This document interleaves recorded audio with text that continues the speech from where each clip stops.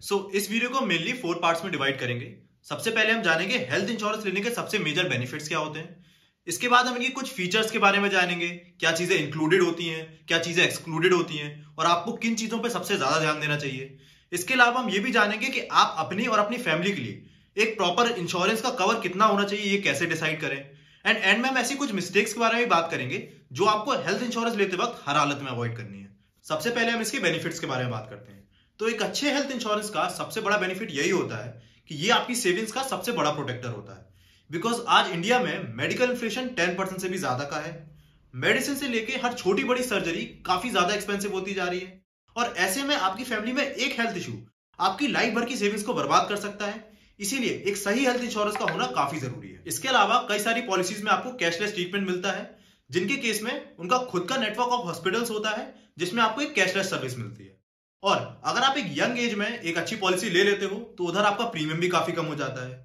And इसके अलावा आपको इसमें टैक्स बेनिफिट्स भी मिलते हैं अंडर सेक्शन 80D, जहां पर आप 25,000 तक टैक्स बता सकते हो अगर आप एक ओल्डर एज ब्रैकेट में आते हो। एंड इसके अलावा कई सारे ट्रीटमेंट ऐसे भी होते हैं जिनके लिए आपको हॉस्पिटलाइज होने की जरूरत नहीं पड़ती और कई सारी अच्छी पॉलिसीज वो भी कवर करती हैं। अब हम बात करते हैं इनके फीचर्स के बारे में, जिसमें हम सबसे पहले बात करेंगे कि आपकी पॉलिसी में क्या क्या इंक्लूडेड होना चाहिए और जो आपको पॉलिसी लेने से पहले चेक करना चाहिए। तो सबसे पहले आपको यह चेक करना है कि आपकी पॉलिसी में कैशलेस ट्रीटमेंट की सर्विस अवेलेबल है कि नहीं। ये चेक करने के बाद सेकेंड चीज जो आपको चेक करनी है वो है प्री हॉस्पिटलाइजेशन और पोस्ट हॉस्पिटलाइजेशन के जो चार्जेस है वो आपकी पॉलिसी में इंक्लूडेड है कि नहीं। प्री हॉस्पिटलाइजेशन मतलब आपके हॉस्पिटलाइज होने से 60 या 30 दिन पहले तक जो भी आपके सारे खर्चे होते हैं, लाइक डॉक्टर्स के टेस्ट, डॉक्टर की कंसल्टेशन की फीसेस और जो भी आप फिजियोथेरेपी वगैरह कराते हो, तो वो इसमें कवर हो जाती है।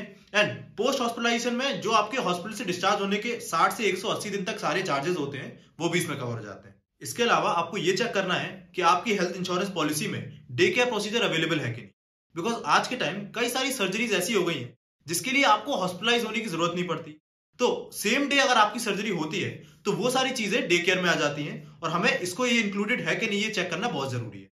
एंड इसके अलावा एम्बुलेंस वगैरह के चार्जेस भी इंक्लूडेड होने चाहिए। और इसके अलावा टोटल कवर में आपकी कंपनी किसी एक पर्टिकुलर डिसीज को कोई कैपिंग तो नहीं लगा रही कि इस डिसीज पे आपको इतना ही कवर मिलेगा। एंड इसके अलावा आपको ये भी चेक करना है जो सारे रिस्टोरेशन बेनिफिट्स होते हैं। फॉर एग्जाम्पल, अगर एक पर्सन ए है, उसने आपकी पूरी पॉलिसी का यूज कर लिया, फॉर एग्जाम्पल 10 लाख की हमारी पॉलिसी थी, उसने 10 लाख के 10 लाख यूज कर लिए और पर्सन बी को भी ये पॉलिसी की जरूरत पड़ गई सेम ईयर, तो इस केस में आपका पूरा प्रीमियम रिस्टोर हो जाता है और इसीलिए रिस्टोरेशन बेनिफिट्स का होना भी काफी ज्यादा जरूरी है। एंड इसके अलावा हमें यह भी चेक करना है कि आपकी पॉलिसी में टॉपअप वाला ऑप्शन है कि नहीं। बिकॉज इन केस मान के चलिए इन फ्यूचर हमें अपनी पॉलिसी में उसका जो कवरेज है वो बढ़ाना है, तो उसको हम आराम से टॉपअप कर पाए थोड़ा सा प्रीमियम बढ़ा के। अब हम बात करते हैं कुछ एडिशनल राइडर्स के बारे में जो आप अपनी पॉलिसी में ऐड कर सकते हो। अब राइडर्स कुछ ऐसे एडिशनल फीचर्स होते हैं जिनके लिए आप थोड़ा एक्स्ट्रा प्रीमियम पे करते हो, पर उसके रिस्पेक्ट में जो आपको बेनिफिट्स मिलते हैं वो काफी ज्यादा मिलते हैं। और हमारा जो सबसे पहला राइडर है वो है नो क्लेम बोनस से रिलेटेड। अब नो क्लेम बोनस एक ऐसी चीज है जो आपको आपकी कंपनी पे करती है एज अ रिवॉर्ड उस साल के लिए जिस साल आपने कोई भी क्लेम नहीं किया। फॉर एग्जाम्पल, अगर मेरी कंपनी मुझे 10,000 के प्रीमियम पे 10 लाख तक का कवर देती है और मैंने लास्ट ईयर यानी 2022 में कोई भी क्लेम नहीं लिया, तो उस केस में मेरी कंपनी मुझे सेम प्रीमियम यानी 10,000 रुपए पे अगले साल 12 लाख तक का कवर देगी। तो एक ऐसा एडिशनल राइडर होता है जिसका यूज करके इवन इफ अगर आप एक साल में 50,000 तक का क्लेम ले भी लेते हो, उस केस में भी आपका जो नो क्लेम वाला बेनिफिट है वो एक्टिवेटेड रहता है। हमारा अगला राइडर सुपर टॉपअप से रिलेटेड है। मान के चलिए आपका जो करंट कवर है वो 10 लाख तक का है और आप चाह रहे हो कि ये बढ़ के 15 लाख हो जाए, पर इन केस अगर आप उसको 10 से 15 करते हो तो आपका प्रीमियम भी 3 से 3,500 रुपए बढ़ जाएगा। तो ऐसा ना करके आप अपनी पॉलिसी में एक राइडर ऐड कर सकते हो जिस केस में आपको 800 से 1,000 रुपए ही पे करने पड़ेंगे, बट उस केस में जो आपको एक सुपर टॉपअप मिलेगा वो 50 से 60 लाख तक का मिल जाएगा। बट एक बात को ध्यान रखिएगा, जो ये आपका सुपर टॉपअप मिलेगा ये आपका नॉर्मल कवर की तरह हर साल रिफ्रेश नहीं होगा। सो फॉर एग्जाम्पल, अगर मैंने एक साल में 10 लाख तक का अपना पूरा कवर यूज कर लिया और उससे एडिशनल मुझे 5 लाख रुपए की जरूरत पड़ी, तो जो मेरा 5 लाख का अमाउंट है वो सुपर टॉपअप के 60 लाख में से कट हो जाएगा। पर नेक्स्ट ईयर वो जो मेरा पूरा अमाउंट था 10 लाख का वो तो रिफ्रेश हो जाएगा, पर जो 60 लाख में से 5 लाख कटे थे वो उतने ही रहेंगे और मेरा सुपर टॉपअप का अमाउंट होगा वो 55 लाख ही रहेगा। तो अब हम बात करेंगे दो ऐसी चीजों के बारे में जो कि हमारी पॉलिसी में इंक्लूडेड नहीं होती हैं।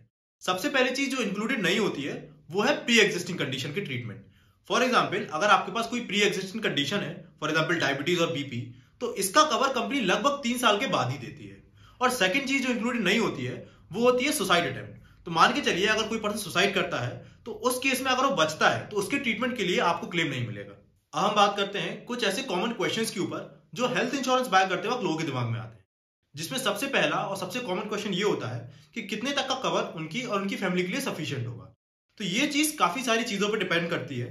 फॉर एग्जाम्पल आपकी एज क्या है, आपका इनकम लेवल क्या है, आपके केस में कोई प्री एग्जिस्टिंग कंडीशन तो नहीं है, या आपकी फैमिली में कोई प्री एग्जिस्टिंग मेडिकल हिस्ट्री तो नहीं है। सो फॉर एग्जाम्पल अगर आपकी एज 25 से 26 है तो इस केस में आपके पास मिनिमम 5 लाख का कवर तो होना ही चाहिए। और इन केस अगर आप अपनी पूरी फैमिली के लिए कवर लेना चाह रहे हो जिसमें आप, आपकी वाइफ और 2 बच्चे भी इंक्लूडेड है, तो उस केस में आपका कवर एटलीस्ट 8 से 10 लाख का तो होना ही चाहिए। और एक और थंब रूल ये भी कहता है कि आपका जो हेल्थ इंश्योरेंस का कवर है वो आपकी एनुअल सैलरी का एटलीस्ट 50% तो होना ही चाहिए। एंड इन केस आप अपने एल्डरली पेरेंट्स को भी ऐड करना चाहते हो तो उस केस में मैं आपको सजेशन दूंगा कि आप उनके लिए पॉलिसी अलग से रखें, बिकॉज जो पॉलिसी का प्रीमियम होता है वो डिसाइड होता है उस पॉलिसी के सबसे एल्डर मेंबर जो है उसके बेसिस पे। तो उस केस में अगर आप अपनी पॉलिसी में उनको इंक्लूड करोगे तो आपका प्रीमियम काफी ज्यादा बढ़ जाएगा। हम आते हैं अपनी सेकंड मोस्ट आस्क्ड क्वेश्चन पे कि कौन सी हेल्थ इंश्योरेंस पॉलिसी बेस्ट रहेगी हमारे लिए। तो इस केस में आपको बताऊं, इंडिया में कई सारे ब्रांड्स हैं और कोई भी ब्रांड्स ऐसा नहीं है जो बाकी से ज्यादा सुपीरियर हो। बस आपको ये देखना है कि जिस ब्रांड की पॉलिसी आप चूज करोगे उनका एक अच्छा नेटवर्क ऑफ हॉस्पिटल हो। और ये चूज करने के लिए आप यूज कर सकते हो पॉलिसी बाजार की वेबसाइट पे, जिसपे आप अपनी बेसिक डिटेल्स लाइक आपकी एज, आपका नाम और अपनी प्री एग्जिस्टिंग कोई कंडीशन है तो उसको मेंशन करके डिफरेंट पॉलिसीज को आपस में कंपेयर कर सकते हो।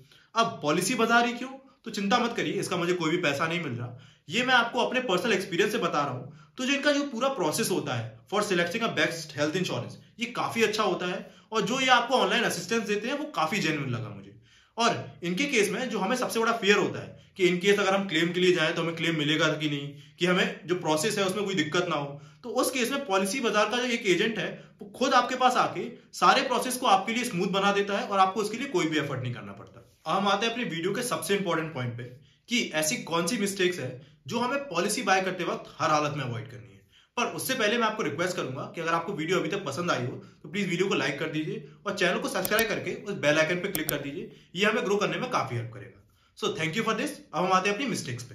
सो हमारी सबसे पहली मिस्टेक आती है buying a health insurance from a specific brand और अ एजेंट।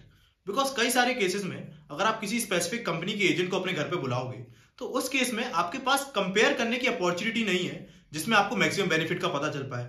और कई सारे केसेस में तो ऐसा भी देखा गया है कि जो एजेंट है वो कई सारे केसेस में आपको इस तरह की पॉलिसी बताता है जिसमें उसको ज्यादा से ज्यादा कमीशन मिल पाए और आपको उसका ज्यादा यूज नहीं होता। सेकंड जो सबसे बड़ी मिस्टेक होती है वो ये है कि थोड़ी सी प्रीमियम बचाने के लिए हमें ब्रांड से कॉम्प्रोमाइज नहीं करना है और हर हेल्थ इंश्योरेंस लेने से पहले हमें ये जरूर देखना है कि उसका जो क्लेम सेटलमेंट रेशियो है वो एटलीस्ट 90 से लेकर 94% से ऊपर ही हो।